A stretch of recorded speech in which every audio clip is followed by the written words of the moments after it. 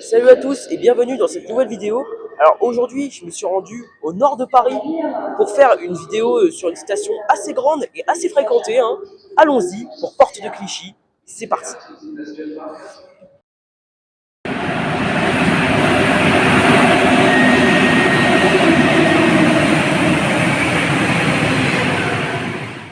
Pour raconter l'histoire de la station Porte de Clichy, il faut remonter au tout début du XXe siècle.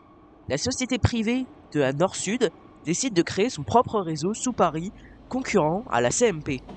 Après la création d'une première ligne entre Notre-Dame-de-Lorette et Porte de Versailles, la ligne B est déclarée d'utilité publique en 1905, puis sera réalisée entre Saint-Lazare et Porte de Saint-Ouen le 26 février 1911. Mais c'est son autre branche qui nous intéresse, vers Porte de Clichy.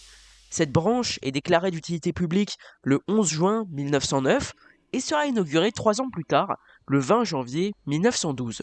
Cette branche entraînera une révolution dans l'exploitation car c'est la première fois qu'une ligne possède 2 branches qui partent vers 2 endroits distincts. Un métro sur 2 dessert alors Porte de Clichy, du jamais vu à ce moment-là. Cette nouveauté donnera des idées pour la suite de l'histoire du métro, mais ça, on en reparlera dans d'autres vidéos sur ces fameuses stations terminales. À l'époque, la station a été agencée comme un terminus avec 2 demi-stations en boucle, mais on en reparlera un peu plus tard. On l'oublie assez vite, mais Porte de Clichy est resté le terminus de la branche nord-ouest de la ligne 13 pendant assez longtemps. Il faudra attendre mai 1980 et le prolongement de cette branche vers Gabriel-Péri pour que Porte de Clichy perde son titre de terminus, permettant d'abandonner la boucle de retournement. À la fin des années 70, la station est rénovée au style Andremotte, style qu'elle gardera longtemps d'ailleurs. En février 2018, le sous-titre Tribunal de Paris est ajouté suite à l'inauguration de celle-ci, cependant, celui-ci a été retiré après les dernières rénovations. On en vient maintenant à l'actualité la plus récente. En fin d'année 2021, la station a été totalement décarrelée et le style Andremotte a volé en éclats. Ceci laissera place à une station qui ressemble à ça pendant de très nombreux mois, voire de nombreuses années. Faut avouer que c'est pas très accueillant, mais les travaux se terminent enfin à la fin de l'année 2024, après 3 ans de travaux. Mais à quoi ressemble ce nouveau style? Eh bah...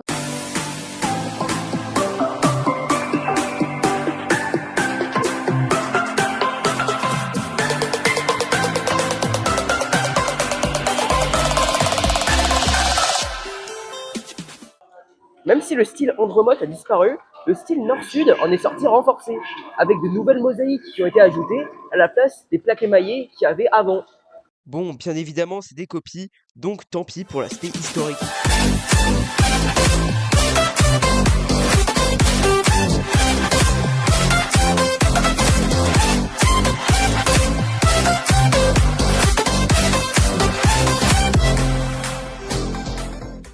La station Porte de Clichy de la ligne 13 possède une spécificité qui fait le bonheur des ferrovipates, à savoir l'absence de murs aux extrémités du quai qui permettent d'observer les trains qui arrivent.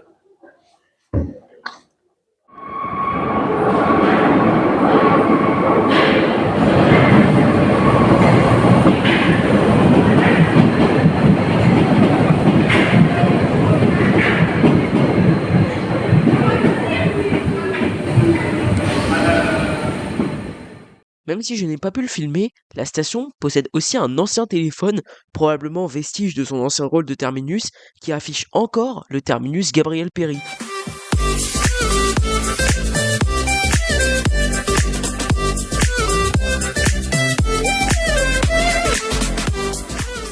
Pour finir, quelques détails supplémentaires que j'ai remarqués.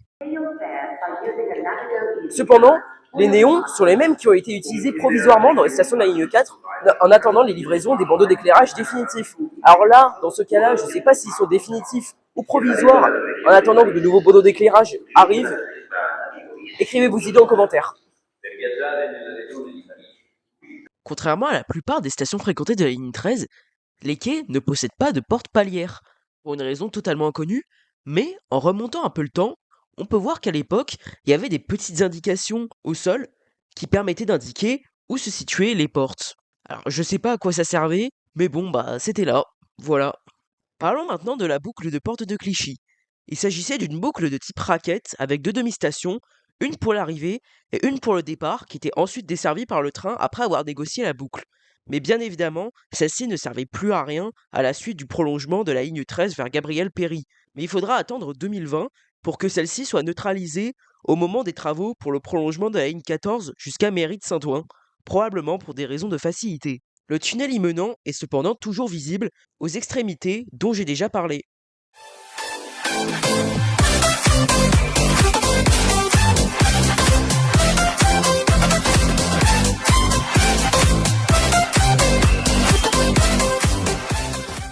Lors du prolongement de la ligne au-delà de Porte de Clichy, deux tunnels à voie unique ont été créés, évitant la boucle. Ceux-ci restent séparés avant de se retrouver 500 mètres plus loin. Les couloirs historiques de la station sont aujourd'hui presque plus utilisés, mais en réalité, la majorité des couloirs ont été inaugurés en 2021 et sont vraiment très étendus. Par contre, il faut se le dire, ils ne possèdent pas vraiment de spécificités intéressantes. Les carreaux sont exactement les mêmes que dans la station de la ligne 14. Il y a juste les éclairages en haut qu'on peut également retrouver à Saint-Ouen et qui sont assez jolis.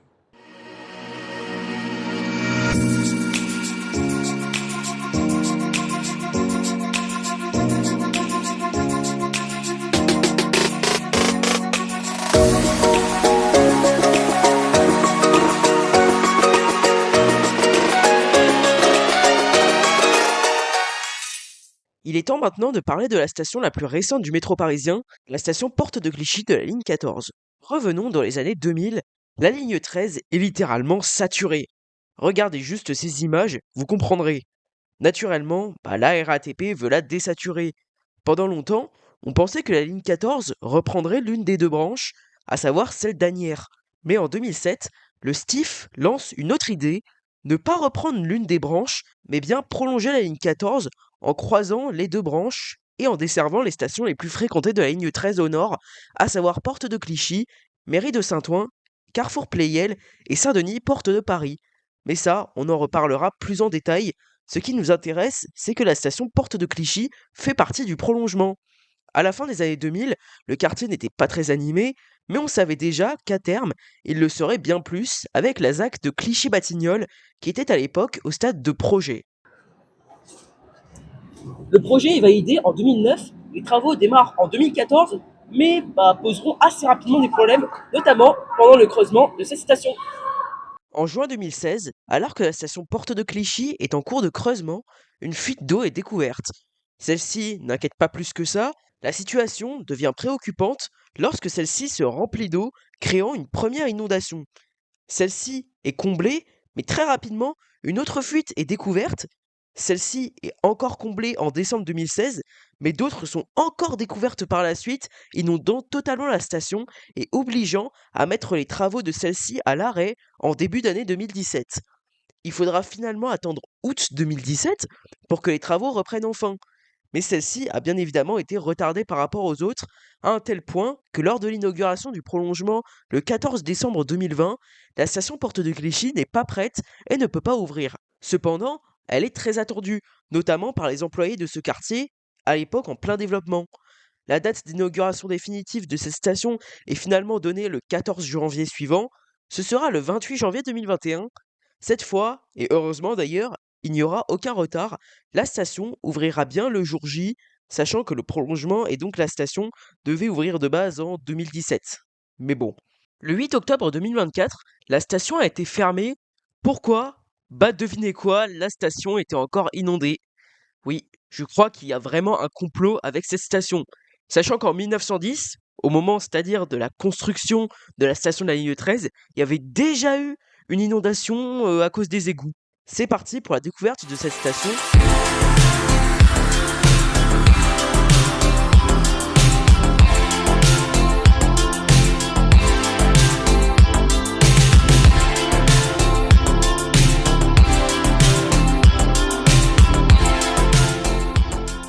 La station Porte de Clichy est la seule station du métro parisien à avoir ouverte en 2021, mais son style se rapproche des stations ouvertes en 2020 lors du prolongement vers Mairie de Saint-Ouen, avec notamment le carrelage blanc sur le sol et sur le mur, avec des rosaces au milieu.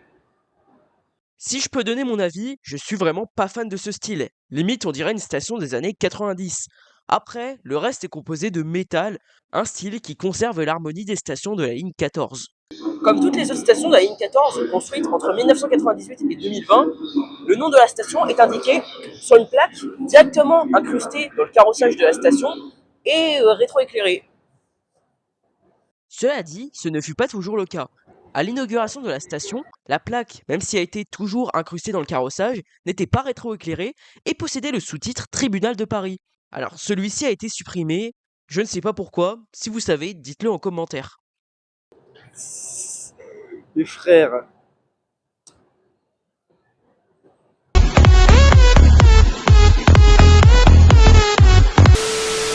La station Porte de Clichy de la ligne 14 a la particularité de posséder, comme toutes les autres stations de la ligne 14, aucune affiche publicitaire dans la station, mais à la place, il y a des écrans qui diffusent des publicités vidéo, mais bon, celui-ci est en panne.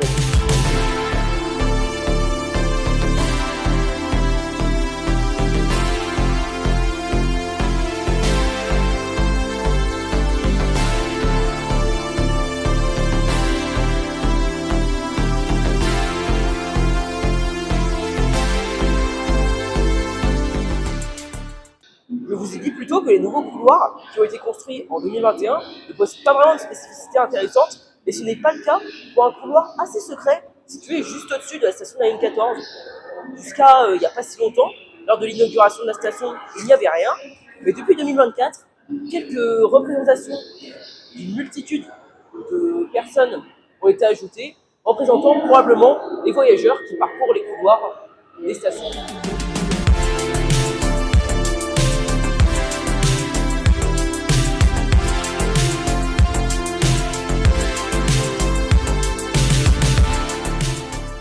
La séquence sur les deux stations Porte de Clichy est maintenant terminée, mais ce n'est pas fini, il est temps maintenant de s'attaquer à la gare du RERC.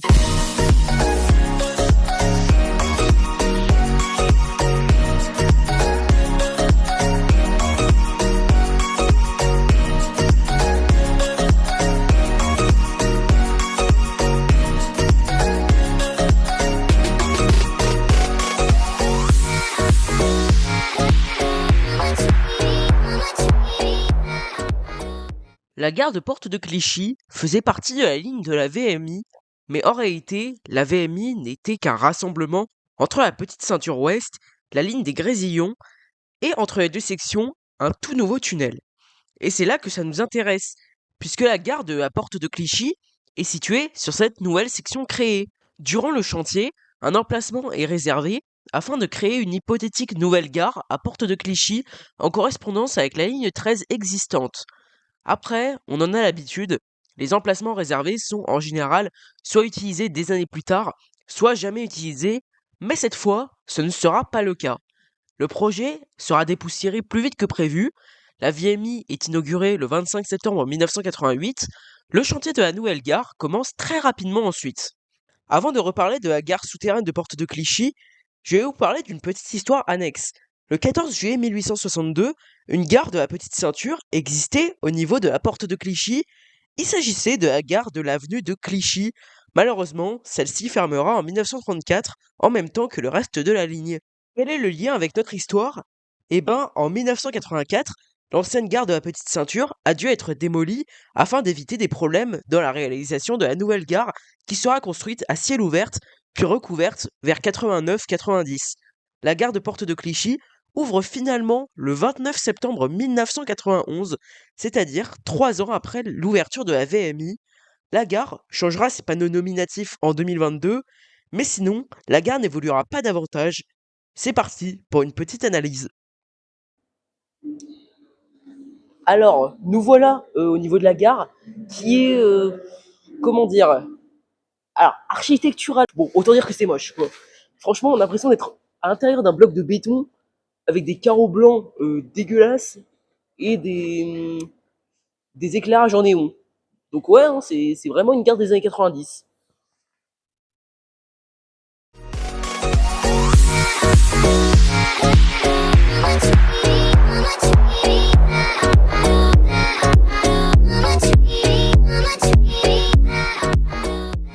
Alors, l'ambiance de la gare, c'est un zéro pointé, parce que les quais sont vraiment longs, du coup on est très souvent tout seul. Là par exemple, je suis tout seul.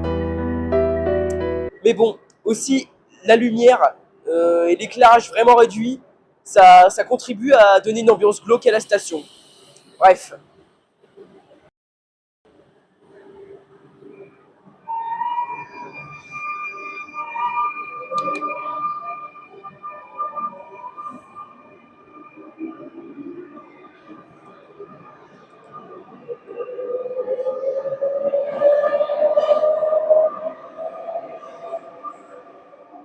Bon, par contre, la signalisation est plutôt bien faite. En effet, il y a des marquages au sol qui indiquent la zone train court et la zone train long. Mais bon, bah, sur les quais, il n'y a rien d'autre à dire. Tout est assez monotone. Nous allons donc passer aux couloirs de correspondance qui ont été inaugurés en 91 et qui permettent de rejoindre le quai. Car là, il y a quand même plus de trucs à dire.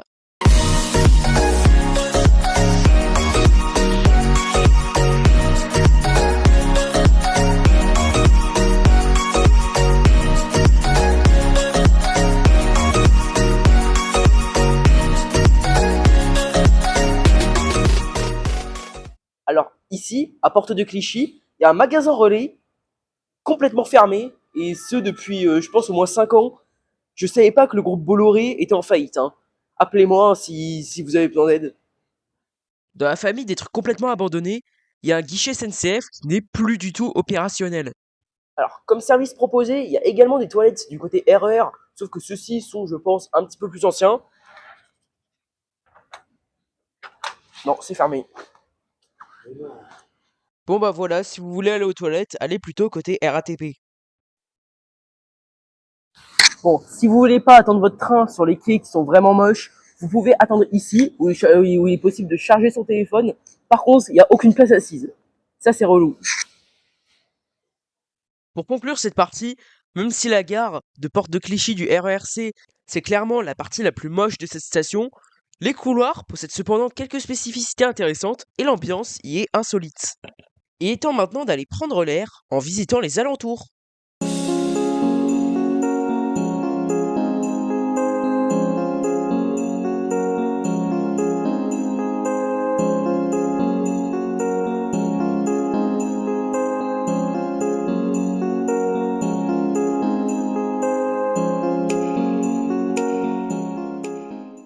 On va commencer par les entrées historiques. Il y a celle-ci, qui est donc d'origine et qui possède une décoration classique.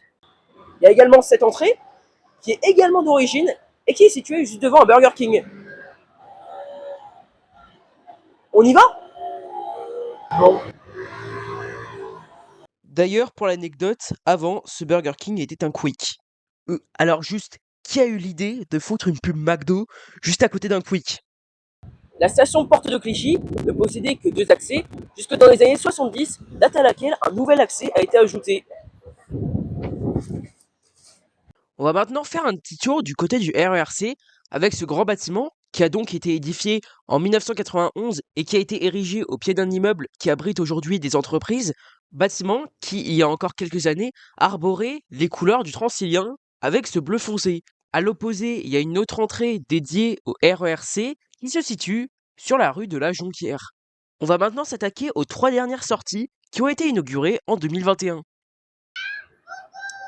Pour commencer avec les sorties inaugurées en 2021, il y a celle-ci qui est directement accordée au tribunal de Paris. Autant dire qu'il est gigantesque et qui a été conçu pour accueillir du monde. Et au niveau du style, il est en verre et possède le nom de la station ainsi que les lignes desservies directement sur les barrières. Un style qu'on retrouvera ensuite sur d'autres stations. Et sinon, le totem est le totem Marc Aurèle 2030.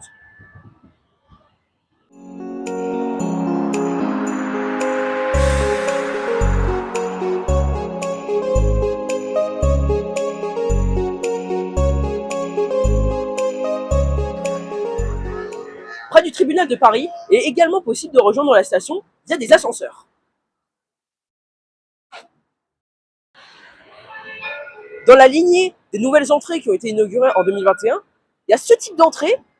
Il s'agit du tout première entrée 2030 qui a été inaugurée, puisque en effet d'autres suivront par la suite, qui possède une arche avec le nom de la station écrit, et également un totem Marc Aurèle 2030, ajouté cette fois-ci un petit peu plus tard, en 2022.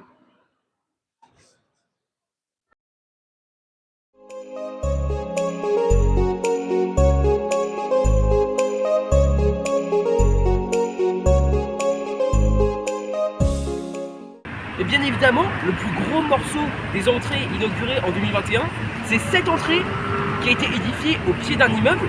Mais en réalité, celui-ci n'existait pas au moment de l'inauguration en 2021. Et il a fallu attendre 3 années supplémentaires pour qu'un immeuble soit enfin construit en 2024. Pas du tout, en fait.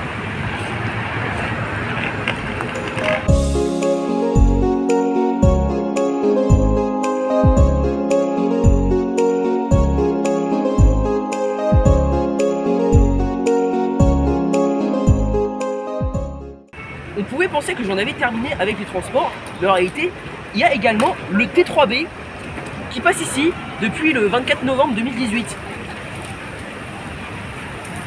Mais cependant, avant le prolongement du T3B jusqu'ici, pour faciliter la circulation sur ce carrefour qui était très fréquenté, un tunnel a été créé pour tous les automobilistes qui circulent boulevard Bessières. Celui-ci a bien évidemment été comblé au moment des travaux pour le prolongement du T3B.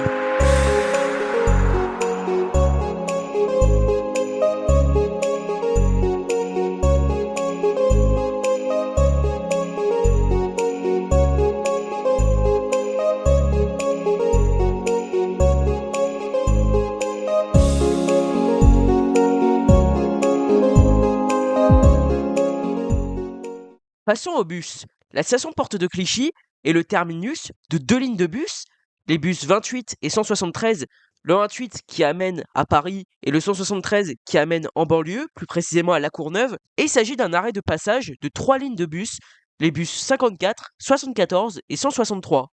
Il faut d'ailleurs savoir qu'à l'époque, ces arrêts de bus n'étaient pas répartis de part et d'autre du carrefour, mais étaient rassemblés dans une gare routière. Ce qui rend la station Porte de Clichy particulièrement attractive, c'est qu'elle est actuellement située dans un quartier dont son développement est très récent. Je vais vous raconter l'histoire de la ZAC de Clichy-Batignolles. Ce projet immobilier s'appelait la ZAC de Clichy-Batignolles. L'histoire de cette ZAC débute en 2001 lorsque la ville de Paris, qui souhaite encore et toujours s'étendre, décide de construire de nouveaux logements et de nouveaux sièges d'entreprise à la place d'un ancien dépôt ferroviaire. Oui, le train a un rapport avec ce quartier. D'ailleurs, ce dépôt ferroviaire s'est situé à la porte de Clichy, juste ici. Les travaux démarrent en 2005 et symboliquement, la première phase consiste à détruire l'ancien dépôt ferroviaire en 2008. Dans le même temps, un nouveau parc qui a pour but d'attirer les habitants vers ce nouveau quartier, le parc Martin Luther King, est inauguré. On reviendra plus précisément sur ce parc dans la vidéo sur Pont-Cardinet. Pour les logements, il faudra attendre la décennie suivante pour que ceux-ci soient livrés. Cela va se faire à partir de 2012, mais le projet ne s'est terminé que très récemment, en 2025. Au total, environ 3400 logements ont été construits pour 7500 habitants supplémentaires et une labellisation d'écoquartier en 2024. Depuis quelques années, le bâtiment qui est le plus remarquable dans le quartier, c'est le tribunal de Paris qui a carrément changé la skyline parisienne. Anciennement, le tribunal de grande instance de Paris était situé sur l'île de la Cité. Mais au début des années 2000, un schéma directeur prévoit la réalisation d'un nouveau tribunal de grande instance. Pour l'endroit, une première proposition de 2005 prévoit une réalisation de cet édifice au niveau de la ZAC de Paris-Rive-Gauche, dont j'ai déjà parlé dans cette vidéo qui s'affiche.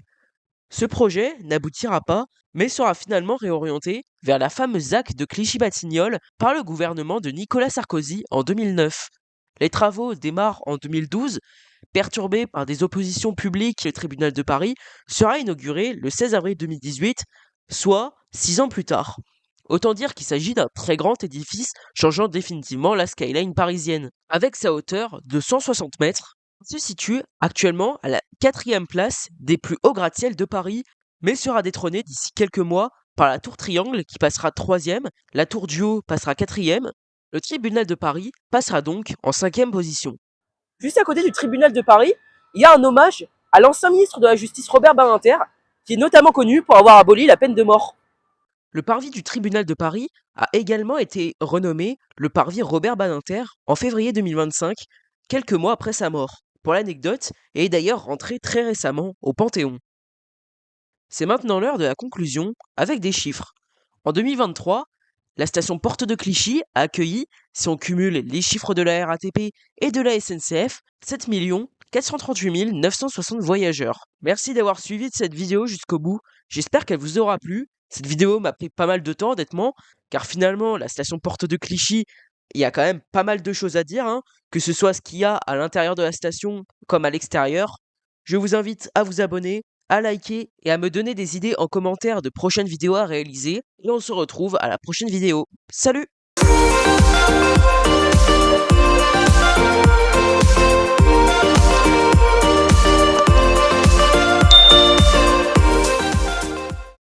Pour ce magnifique plan, à défaut d'être rémunéré, je vais gagner une friandise.